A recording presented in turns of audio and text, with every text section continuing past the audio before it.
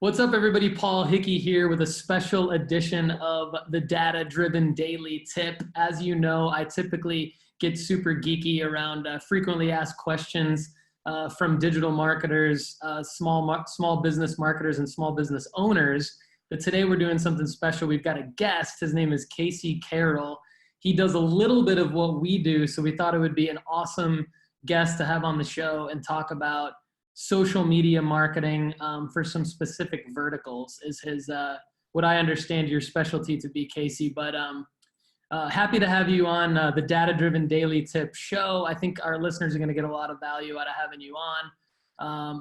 Anyone watching on YouTube is going to get a lot of value from the things that we talk about as well. So let's jump right into it, man. Tell me about you and what you're all about from a work standpoint. What do you got going on? And I know that you provide a lot of value on social media, like paid social, basically. So I'm excited to get geeky and get detail oriented with you, but give us the overview, man. Yeah, so I'll kind of give you a 50,000 foot overview just so you have an understanding, I guess, of what I do. I do work with some verticals, but on top of that, a lot of my specialty with Action Advertising Agency kind of goes under two different peers. One is sales and process consulting, because the reality is, lead generation itself in most small businesses, there's other problems that people don't really necessarily know exist beforehand, either because their sales process has been different. And going after digital leads, there is a lot of changes that you have to make in order to be able to scale that effectively over a much, larger budget or something along those lines. But that's one component. And that's what I do a lot with, chiropractors and a lot of other smaller local businesses that are trying to, dominate their local market for, either patient growth or for customer growth. But the other thing that I also do is work very heavily, specifically as it relates to data, around what's called offline events and the new Facebook attribution tool, which just got released to us as advertisers, and how to leverage that information to make informed decisions across a much larger landscape. So to kind of give you some context, I work with auto dealers, and some of the things that we've been able to accomplish with a lot of these auto dealers that I work with is nothing short of remarkable, considering that, for example, there's one dealership for 5 years or so, they never reached, in the dealership world, they rank themselves based off of their pool percentage attainment. And they basically rank across, 6, 7, 8, 9 different auto dealers that they're kind of competing against for their market share in that local market. And like, for example, one of these dealerships using traditional media was never able to produce more than maybe, top third or so, like third place or so in the entire pool. And then over the course of 6 months, finally hit first place in the pool for the first time and did less other traditional media. They took their budget away from TV and put it all onto Facebook advertising instead. And so what offline events will allow me to do, for example, is, say in most advertising situations at the moment, if you want to be able to track and measure, what happens after the lead goes to the client, or what if there's a scenario where, someone might walk into a brick and mortar location, i.e. like with auto dealers, and they don't necessarily opt into a campaign. They don't become a lead, but they saw one of your ads, walked into the dealership, and then bought. Well, in most advertising scenarios, the entire tracking is completely broken at that point. And there's really not much of an ability. And, you can try to make some correlations between growth and also lead volume at the same time, but it doesn't necessarily translate to the exact specific ad set that drove that outcome. And so for one of my dealerships alone last year, I ran over 1,100 different ad sets over the course of the entire year. And I can tell you exactly which of those 1,100 ad sets drove a sale, whether someone walked into a dealership or they actually, became a lead and then bought, later on after that point, after they went through the business development center. I can also tell you specifically how much profit they made for each individual model that we ran ads for. And that allows us to change our focus and our strategy on a month by month basis, based not on what the cost per lead is, but instead based off of what's actually generating sales and profit, even if I can't see that lead come in because they walked into a dealership instead. Yeah, absolutely. I know that cost per acquisition is your main thing that you talk about in terms of, really driving the real results for your clients. And so I have a quick question about that, because one thing that I became familiar with a few years ago, and I'm sure it's changed quite a bit. We've done less Facebook advertising for our clients over the last few years at Data Driven Design. We've done more digital strategy, and web design and development and custom software work and content creation. And we've done less Facebook advertising than we did, say, 2 or 3 years ago. So I'm excited for you to kind of update me and our listeners and our viewers here on this. But I remember a store visits conversion that I got really excited about in Facebook Ads Manager a few years ago. And we have a client that's a convenience store in Middle Tennessee that has about 80 locations or so. And I remember talking to them about, okay, if we can run ad campaigns, and we did their website. We didn't end up winning the Facebook ads business, but I told them as a consultant, like, you should really have the agency that you hire consider the store. I was enamored by the store visits conversion for a lot of the reasons you're talking about. So how is store visits related to offline events? And then how do you, like, did that end up materializing into anything? Is it different now? And then what I'm intrigued by too is, like, how do you talk about the actual sale. So how do you, like, I'm somewhat familiar with running an ad campaign, say off of a store visit conversion, or even on Google, like Google AdWords Express, say you can run an AdWords Express ad off of, or you can see visits to a location on a map coming from a particular keyword off of SEO, for example. All of these are different than what you're talking about, but I think small businesses think they're kind of all the same and related. So maybe kind of break down offline events even more. Yeah. So let's start first with the store visits objective, because the store visits objective, basically, you know, if you've got multiple locations that are all kind of listed specifically as locations under a main brand page itself, and then all those other locations are kind of associated with that main top level page, you can then run a store visits campaign afterwards. I've talked to some individuals who have ran store visits campaigns though, and what I've kind of heard from them is that the store visits campaigns will, you know, essentially use geofencing based around a certain, you know, address that you put in for that particular location, and then measure, you know, people who have their phones in their pocket, you know, being within the zone of what they consider to be, you know, that particular location. The problem is that some of these locations can sometimes, you know, if you're maybe, you know, 10, 15, 20 yards away from that location at a different store that's right next to it, then you have this negative feedback where you had, you know, it seems like it's actually someone that walked into a dealership or walked into a store, but the reality was they actually went to the store next door. And so you might be saying, okay, well, you know, the idea is more traffic equals more sales. But offline events is very different than that. So with offline events, it's kind of like uploading a custom audience and then going back into the past and then being able to see specifically which one of those ad sets, you know, drove that outcome. And so, like, for example, in this case, you know, store visits does not necessarily mean money, or it doesn't necessarily mean how much money that you can be able to track that came from that store visit. It's all somewhat relative, right? And so with offline events, it gets down to the nitty gritty, specific profit, specific revenue.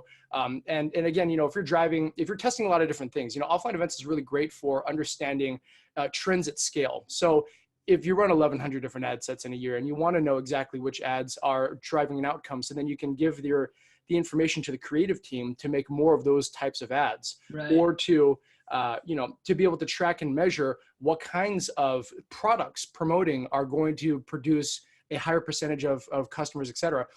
You know, so with a lot of POS systems, or with Zapier, or with, you know, LeadsBridge for CRM systems, you know, Zapier's got an offline event Zap where you can sync it directly into Stripe data, sync it directly into Magento, and a lot of other scenarios like that.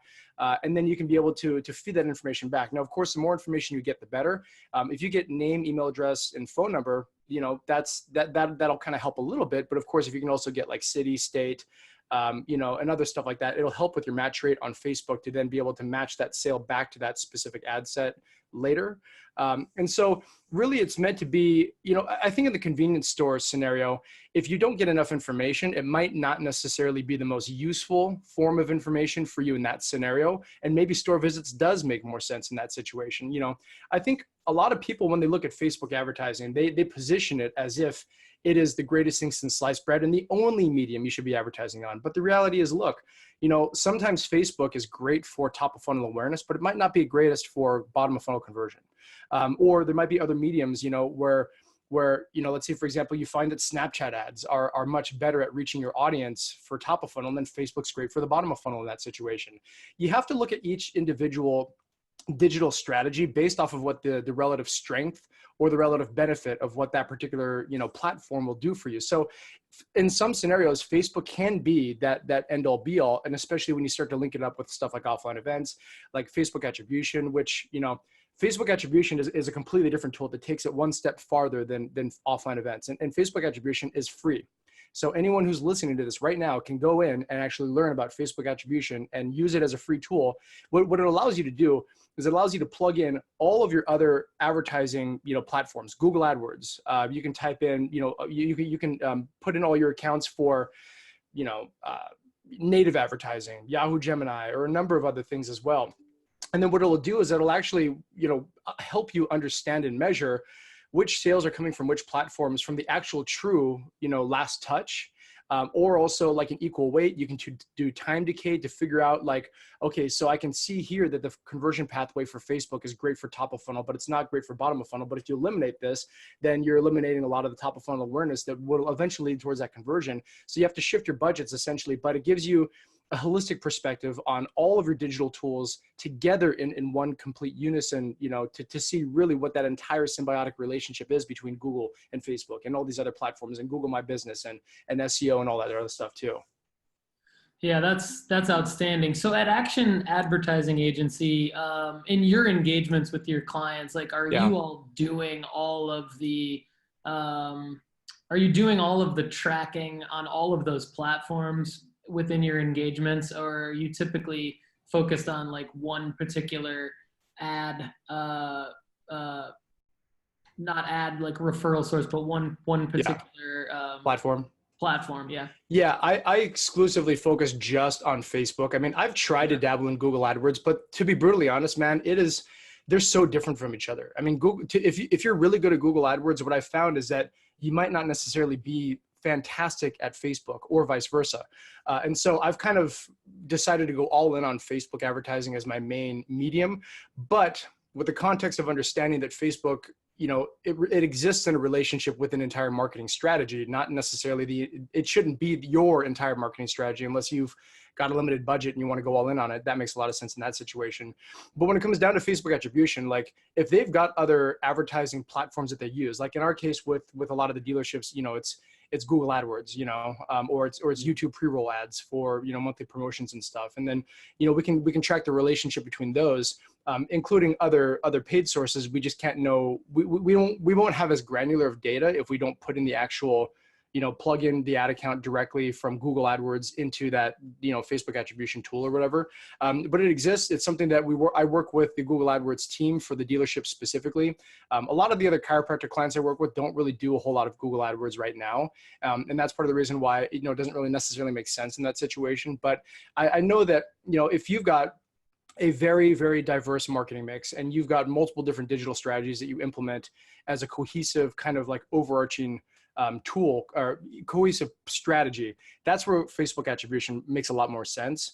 And then, especially going back to, offline events, if you are only running one or two ad sets to something, and if you're not testing a lot of different stuff, and if you don't have like a creative team that then you can say, okay, well, this image did well, but this one didn't. Let's try to figure out why. Let's test more of this kind of stuff and see if we can also catch lightning in a bottle again. And then if you can, holy crap, we've got the information that shows us now that we know that this kind of creative works. Therefore, we're going to make changes and not do more of that stuff and do more of this stuff instead. And that's really where the benefit has been to offline events, is doing a lot of testing, measuring, going back to testing again to seeing if it works, and then being able to actually have like a feedback tool to be able to tell us what's working and what's not.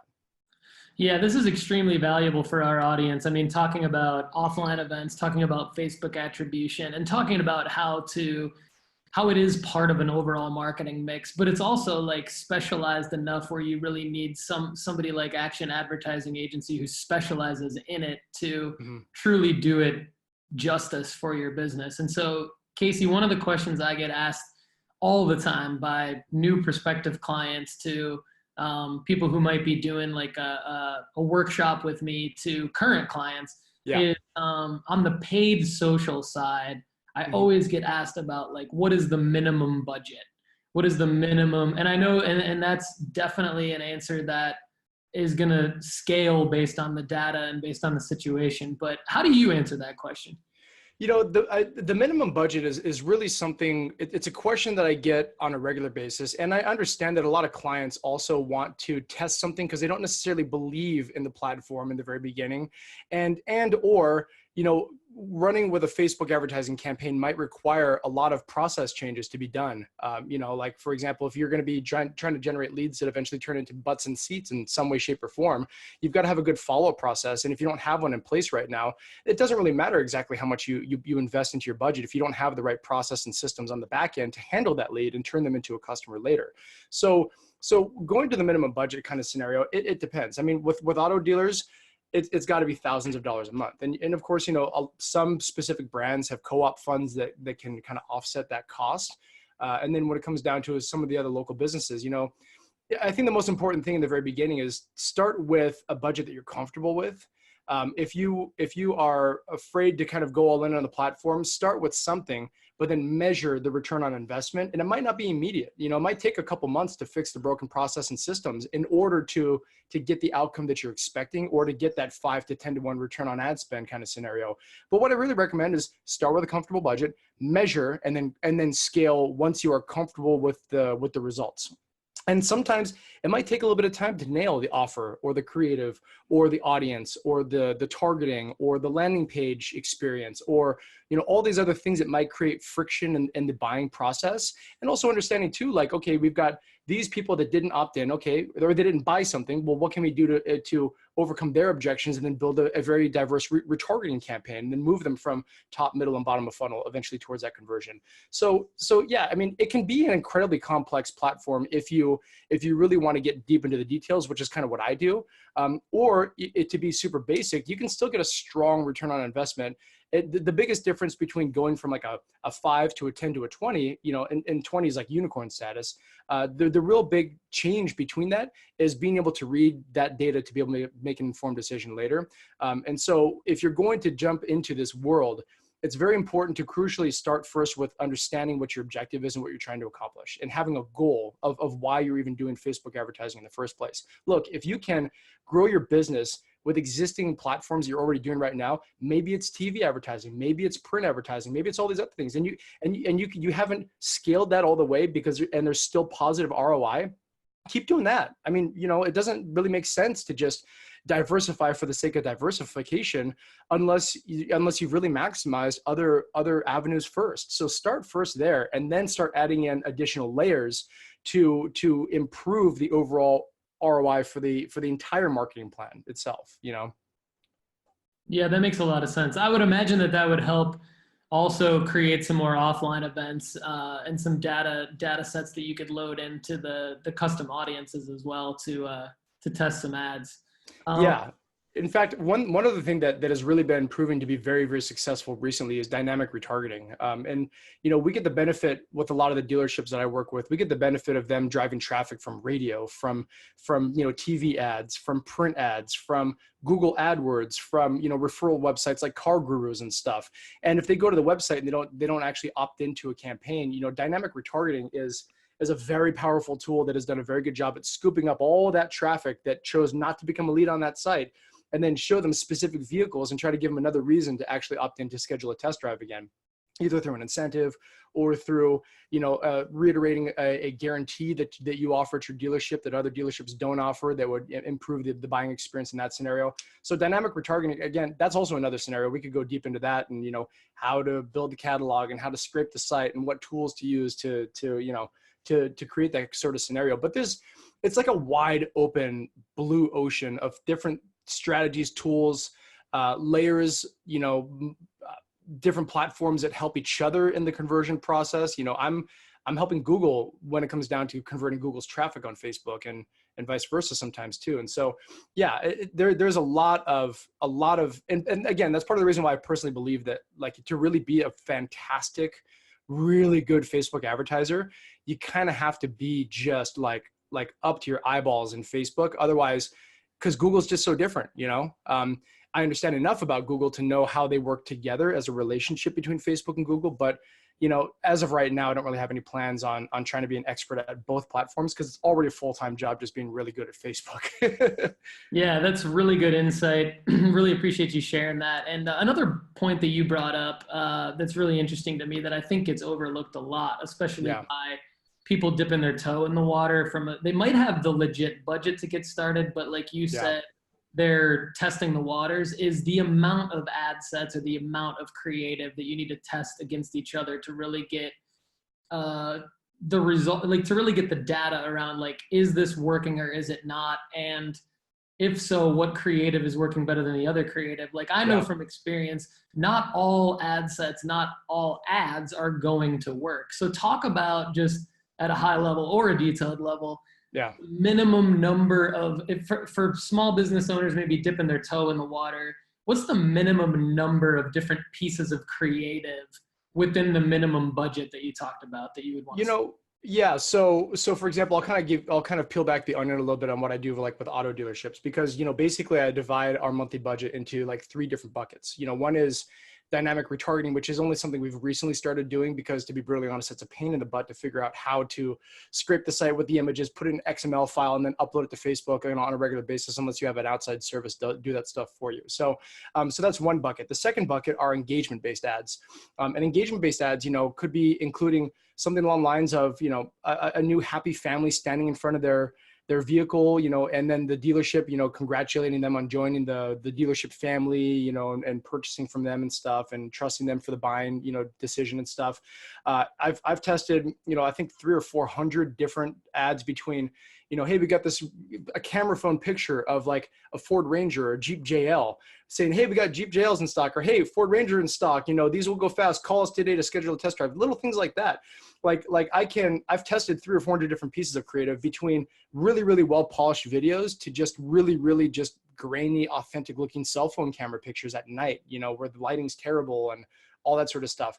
And to, what I've noticed because of offline events is being able to measure your creative against an actual purchase will tell me, holy crap, this Jeep JL ad. So to kind of give you an idea of my strategy, like I turned this Jeep JL ad on and off over the course of the entire year. And I found about 10% of all my ads, actually, every time I turned them on, they printed money. Like we're talking like a 20 to 1 ROAS.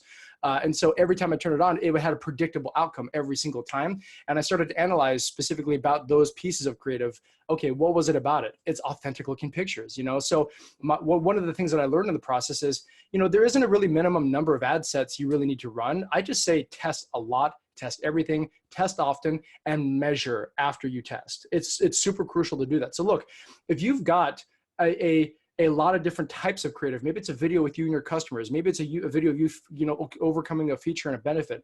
Maybe it's a video of you just, giving back to the community and having feel good stuff. Test all of that against each other and then measure with offline events. And, I can't really tell you there's a specific number. I would say just test as much as humanly possible. And then when it comes down to like direct response ads, every single month we have different offers from the dealerships. So in those scenarios, we've got, different models. We've got, different placements. I test men versus women. I test mobile versus all placements versus desktop, sometimes Instagram. And then what I'll do is I'll measure it over the course of 3 months or so, and then start dumping the placements that don't actually produce profit based off of the offline event data. So I can tell you that in my experience, the kind of creative that you use on Instagram has to be very different compared to the creative that you use on Facebook, because they don't necessarily produce the same outcome. Instant articles might not necessarily do as well as, marketplace placements. So you start to remove those placements, and then month after month, your return on investment starts improving. So again, test everything, test as much as humanly possible. If you've got the budget to do it, you should be testing as much as you can. But if you're dealing with a very constrained budget, some of these dealerships spend $15,000 a month and going up and up over time type stuff, because the numbers are looking good. So if you've got a limited, budget, and you've got like maybe $1,000 that you want to test, you can't really test every single one of those and really give them the effective, time that they deserve with just $1,000 budget. So I think the amount of testing you can do is also relative to whatever budget you can feel comfortable to start with as well. Yeah, that's amazing advice. I think I couldn't agree with you more on all of that. I think for small business owners and for mid-level marketers listening, if you're not working with a company or if you're not working with a company who's talking about the things that Casey's talking about, like return on ad spend, he mentioned 5, 10, and 20, and then he said ROAS, and it's this metric in Facebook Ads Manager called return on ad spend, and you've gotta be asking the right questions and understanding what is your current agency or your current people running your Facebook ads doing around that number. Then you're not holding yourself accountable to the right metrics. When Casey talks about cost per acquisition, we're really talking about the return on ad spend number. And I haven't met many people like you, barely anybody like you that is focused around that and is focused specifically on the Facebook side of things. So I'm super impressed, and I'm really glad that we hooked up to have this podcast. I think it's really valuable for our listeners. There'll be this is the beginning of a lot of great content, I think, coming out of this. So definitely I want to give you an opportunity to give a shout out about maybe kind of how to get started with you, but I'm assuming actionad.agency is where people need to go. I want to give a shout out to Tash Rizzo for hooking us up, right? Because they're Stacy Tash, fantastic. Yeah, Stacy's awesome people. She helps me get booked on podcasts and gets me introduced to other people in the digital marketing world, so I can, either show up and speak at their events or, podcasts and stuff like that. But yeah, she's fantastic. So, if you're looking for someone to help you get connected for podcast interviews, Tash Rizzo and Stacy Tash over there is fantastic. Yeah, man. Like, I got to see, the other thing too is, like, along those lines, a lot of people will hate on LinkedIn because they don't spend enough time on the platform and they don't do the right things on the platform from an organic standpoint. And there is a lot of spam. There's a lot of spam everywhere. But I will say that you can connect with the right people on LinkedIn. And I got, like, Joe Rizzo, Stacy Tash are the people that I've connected with over there. Ken Moskovitz too. What's that? Ken at Ad Zombies because of Stacy too, right? I know Ken at Ad Zombies because I met him at Digital Uncorked with Gary Vaynerchuk in October 2017. But yes, I reconnected with Ken again, of course, through Stacy. Yeah. So absolutely. I mean, just great people. Definitely happy to be part of the mix there. And all right. So Casey, I got to ask you about Facebook ads. How important is the client's website and the Facebook tracking pixel related to the success or just the data that you would get around a Facebook ad campaign? How important is the website and the pixel in the big picture of things? Here's the thing. So what's really funny is that, my very first mentor that I learned how to run Facebook ads from, in one of his trainings said, never send traffic to the website. And I believed that for a very long period of time, to the point where I believed that funnels and landing pages were actually more important than the website. And it turns out that it depends. And there is no one size fits all approach. I will say that in my experience, for the clients that really struggled, where I took the advice of these gurus that talked a lot about, hey, the offer matters, go with the strongest offer, run with a landing page, don't try to add additional friction to the process, blah, blah, blah, blah, blah. And I drove a lot of leads at very cheap prices. But when we measured against that to see how many of those people actually bought, a much smaller number of people actually bought.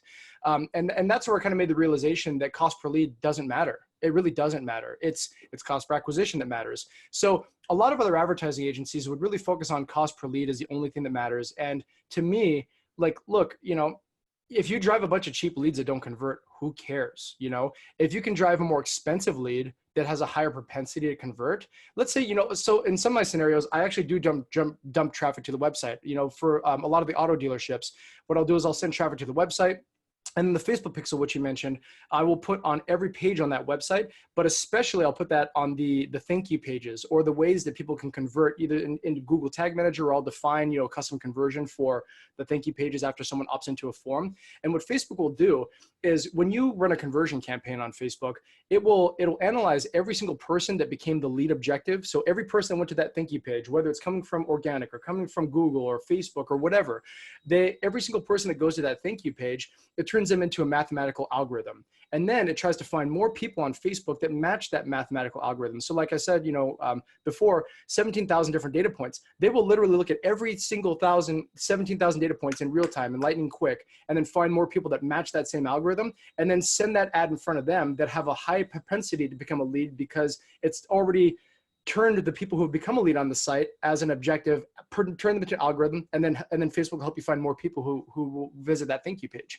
So that's one layer. I mean, the Facebook pixel itself is the most powerful tool that exists in digital marketing to this day. Google Pixel too, pixels in general, because pixels are not used just for dynamic retargeting or for regular retargeting campaigns or for just sending information back to the ad account. But the pixel is also used specifically to create your audience into an algorithm and then help you serve your ad into people who are more likely to buy or more likely to become a lead, rather than a just general traffic campaign where you're sending traffic to the website and hoping that, the law of numbers are going to convert. So in those scenarios, like, look, the Facebook or the website actually does matter. It depends on the client. It depends on the outcome, what they're trying to accomplish. But I'll give you another example. So, I work with a couple of different back and pain centers, and they focus on spinal decompression, cold laser therapy. I created landing pages on their website, or on lead pages for every single one of their clinics. And cost per lead and the conversion rate was insane. Conversion rate was unbelievably good. 25% conversion rates on the landing page. And again, dumped a bunch of leads in their lap, and they converted very few, if not any of them. And I'm like, wait a minute, I sent you like 100 leads per clinic this month, and you're telling me that none of these people bought? And they're like, no, here's the problem. Their existing sales process was built around newspaper ads, which were actually advertorial style in nature, which would educate the people through the process, and at the very end give them an offer. So by the time that they read that article, they viewed that particular business as a solution to a specific condition that identified the audience very, very easily, and it forced them to read the whole article before they even got to the call to action at the very end to actually come into the campaign. And so they were used to dealing with a lead that was almost kind of quote unquote pre-sold, or there was a lot of nurturing done to move that person from, I've never heard of this company before, to, now I know you, now I kind of like you, and okay, let's go ahead and see if I trust you now, versus like conversion rates and cheap leads and dumping traffic to a landing page and getting a great optimization rate and still not producing an outcome at the very end of the day. Like, that was a big problem. So I think if your sale is something that's a bit of a commodity, to the point where you don't necessarily have to really, really even do any bit of education. You don't need to intentionally add friction to the process to become a more qualified lead, because people don't need to spend a lot of time to decide whether or not they want to buy it.